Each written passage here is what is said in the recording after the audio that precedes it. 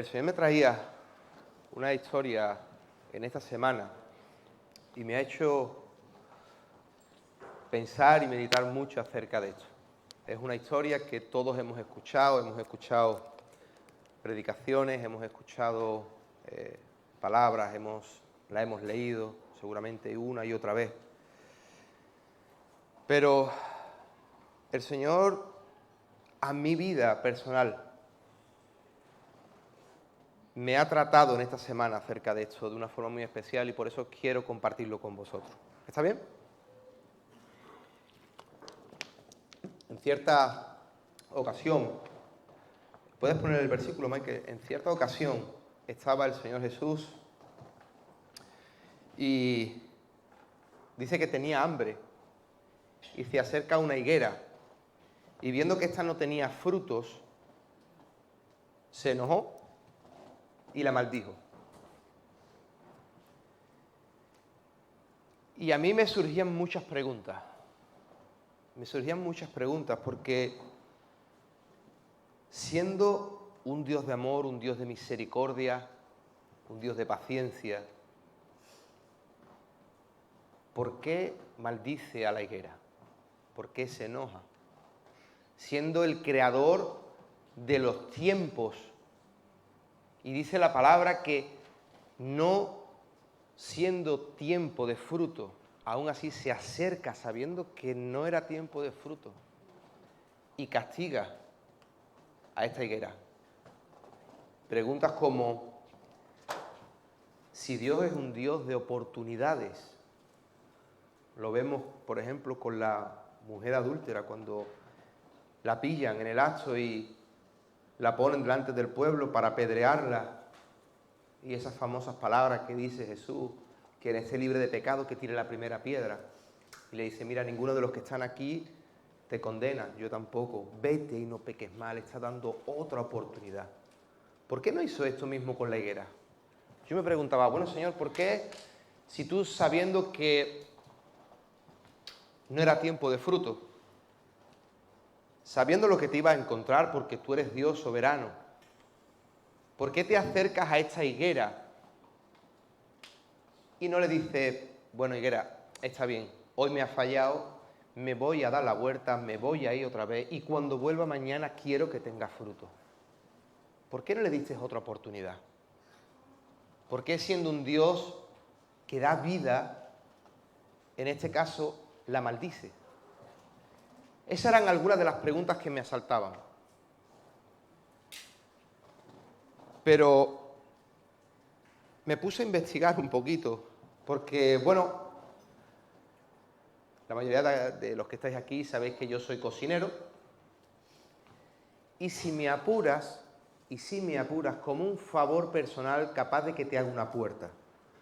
Pero yo de jardinería no entiendo absolutamente nada. Así que tiré un poquito de internet y me puse a investigar acerca de la higuera. Y descubrí cosas muy interesantes. Cosas como, por ejemplo, la higuera es uno de los árboles más antiguos. Ya estaba en el Edén. La higuera es uno de los pocos árboles que dan dos frutos en un mismo año, el fruto tardío y el fruto temprano. Aunque es del mismo año, pero se hace como una especie de germinación que se guarda para el año siguiente. Y es un proceso. La breva y el higo salen de los dos. Y cuando el Señor Jesús se acerca a esta higuera, estaba llena de hojas. Y constantemente vemos en la palabra cómo se hace un símil de la higuera al pueblo de Dios, al pueblo de Israel, a su pueblo. La higuera es un símbolo de su pueblo. Ya lo dice en Jeremías 24, el profeta Jeremías tuvo una visión y dice que vio un cesto con higos muy buenos y higos muy malos, tan malos que no se podían comer. Nos habla de los hijos buenos, de los hijos fieles y de los hijos que están apartados. Y a mí esto me hacía pensar. Y decía, ¿qué pasa? ¿Será que no da el Señor oportunidades a los higos malos? ¿Será que los maldice y los seca ya de por vida?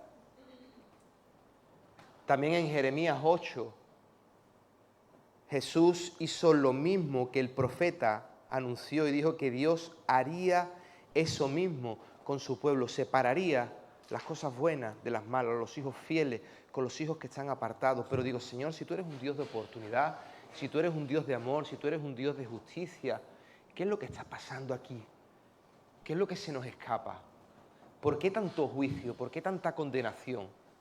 Es cierto que Dios es un Dios justo, es un Dios celoso, pero tan cierto es eso como que es un Dios de amor, y es un Dios de misericordia, y es un Dios de oportunidad. Y utiliza este pasaje para mi vida personal, tratar este tema. No era tiempo de higos, y en la región de Palestina, cuando llega la primavera, aparecen las primeras hojas, y la higuera, vamos a decirlo en nuestro argot, se peta. Y las hojas nos hablan de una apariencia.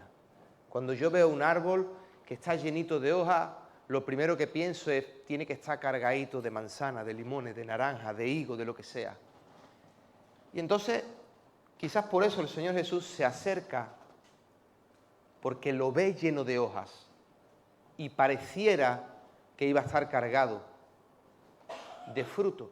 Pero si nos dice que no era tiempo de fruto, vale, investigando un poquito más, vemos como antes del fruto aparece un nódulo pequeño y comestible que te aporta los nutrientes necesarios, las vitaminas. Y eso es un cicono, se llama. Y eso es lo que hace florecer. Y se produce la breva y después, en la otra temporada, el higo. Y eso es lo que iba buscando el Señor. El Señor sabía que no era tiempo de fruto, pero sí tenía que haber algo que hiciese saber que esa higuera no era una higuera estéril, sino que tenía ese cicono, que era ese pequeño fruto. Hay veces que nos obcecamos con la apariencia. Parece como que el que está en un púlpito, como que el que está en la alabanza, como el que está en la predicación, el que está en el ministerio de la intercesión, en cualquier cosa de esta, es como que, wow, no vea, ese tiene que estar dando mucho fruto y tiene que estar llevando una vida correcta, pero yo al final, no. El Señor no está viendo en estos momentos si tu fruto es más grande o es más pequeño. Él sabía que la higuera no iba a tener frutos grandes, pero tenía que tener un fruto pequeño para saber que esa higuera tenía vida y no era estéril. Así era el pueblo de Israel. Tenía muchas hojas, pero no tenía frutos. Y qué triste, hermano, qué triste que nos peguemos toda una vida en la iglesia y no demos fruto. Y esto no es una palabra de condenación, no es una palabra de juicio, ni mucho menos. Es todo lo contrario, es una palabra de ánimo y es una palabra de reto. Es una palabra que a mí personalmente me ha servido mucho. Es una palabra de que, bueno, muchas veces en los pequeños detalles se marca la diferencia. Quizás no estemos dando un fruto grandioso, pero sí tenemos ese cicono. Y en su tiempo eso va a producir un fruto apetecible. Pero ¿sabes qué? Ese cicono es de bendición para los demás. Por eso, ponme por favor el cartel. Yo decía, Señor, ¿qué enunciado le puedo poner a esta palabra? Me decía, no te conformes, tienes que ser de bendición.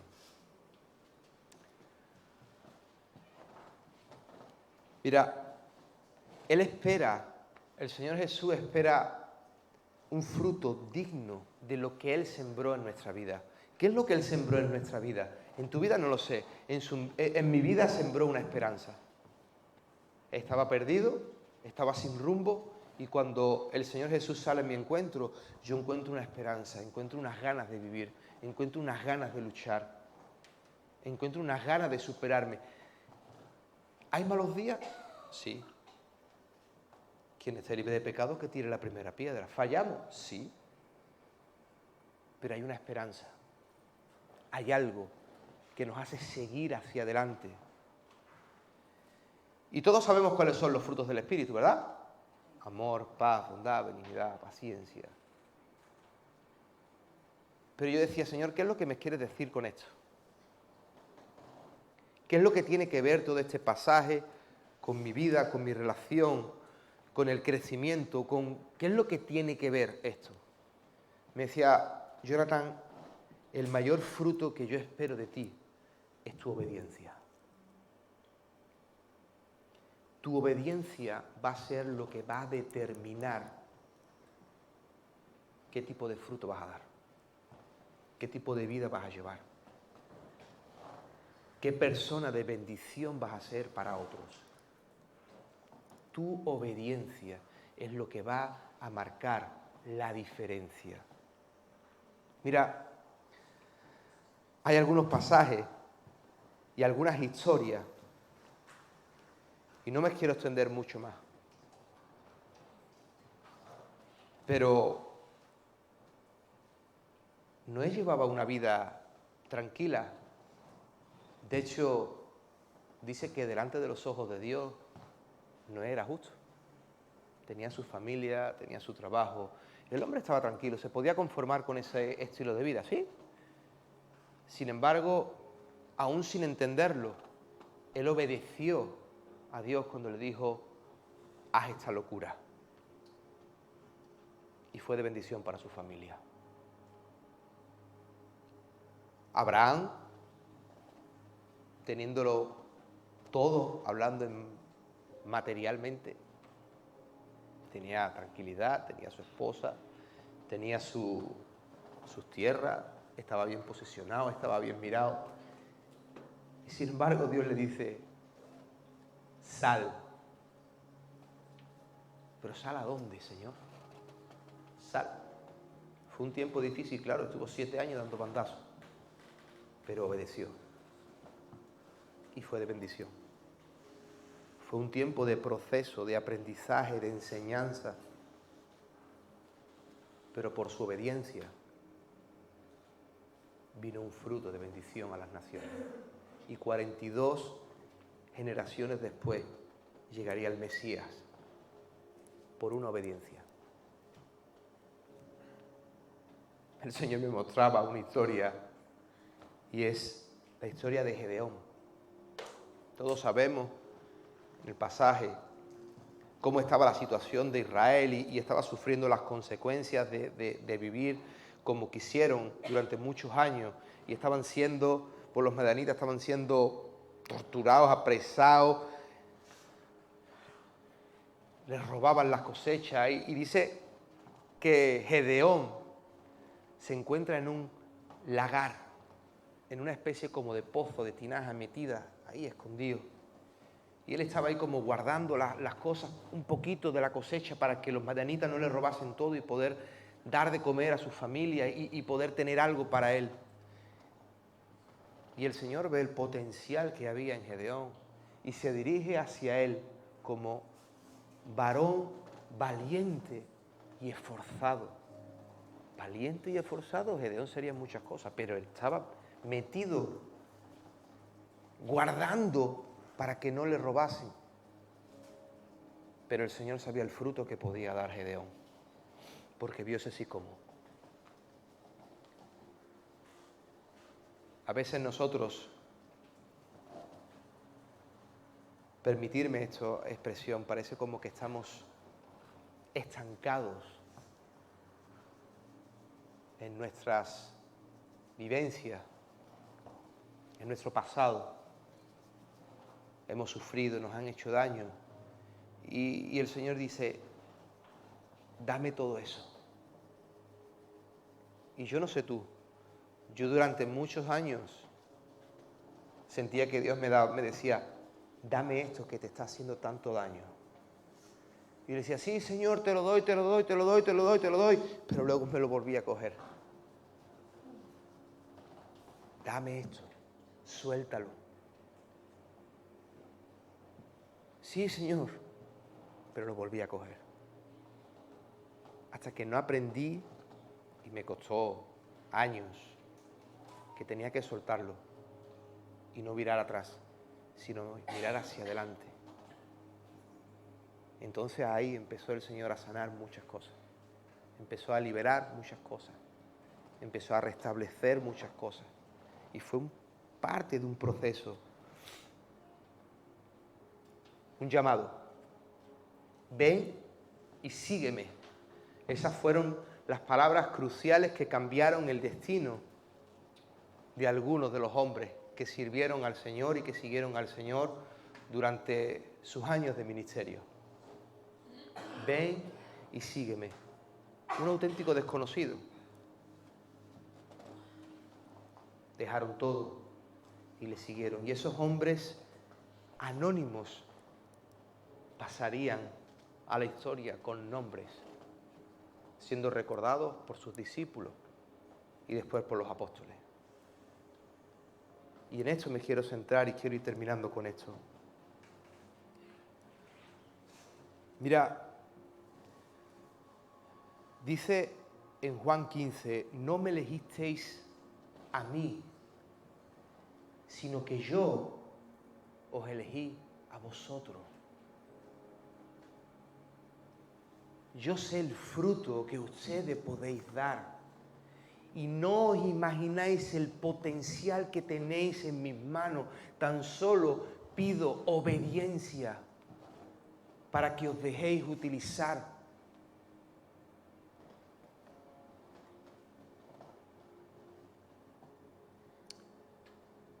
Estos hombres que escucharon esas palabras de ven y sígueme, por esa obediencia de seguirlo, aún a pesar de las locuras, aún a pesar de que seguramente le dirían, pero chiquillo, ¿tú cómo vas a seguir a este hombre que no lo conoce nadie? Fueron sencillos y obedecieron. Y hay en 2 ocasiones el Señor está y tiene que dar de comer a muchas personas y tan solo tenía panes y peces. Señor, ¿qué hacemos con tanta gente? Hay muchísima gente, no podemos darle de comer, tenemos apenas pocos panes, pocos peces. Y el Señor dice, vale, está bien, tráeme el pan. ¿Qué hace? Lo parte. Y les dice a sus discípulos, repartirlo. ¿Y sabéis qué pasó? El milagro lo hizo Dios, pero fueron en las manos de los discípulos. Lo espiritual lo hace Dios, pero lo natural lo hicieron sus discípulos. Sus discípulos fueron los que iban sacando, iban dándole un pedazo. Y seguramente con cara de, ¿qué es lo que está pasando? Y yo, pero si esto ya tenía que estar vacío. ¿Qué es lo que está pasando? Y fueron de bendición para otras personas.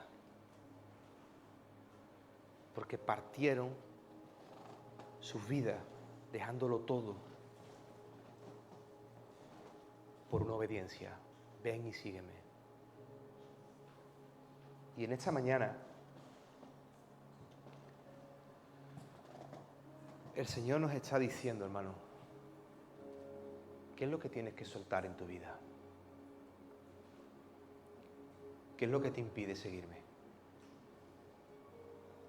Yo quiero trabajar contigo y quiero que seas de bendición para muchos. Al Señor no le importa el número. El Señor tan solo busca corazones dispuestos. Y la pregunta en esta mañana, ¿estamos dispuestos a obedecerle? Dice que vengan a mí los que están felices los que tienen sus vidas solucionadas, los que no tienen nada de qué preocuparse, los que no están afanados, no. Dice, venid a mí, los que estáis, ¿qué? ¿Qué? ¿Cansados y qué? Presente. Venid, nos está dando una orden. ¿Y ahora qué es lo que dice? ¿Qué es lo que dice después? ¿Y yo qué? Os haré descansar. Es una promesa. Hay un mandato con promesa. El Señor no dice las cosas al azar. No hace las cosas al azar.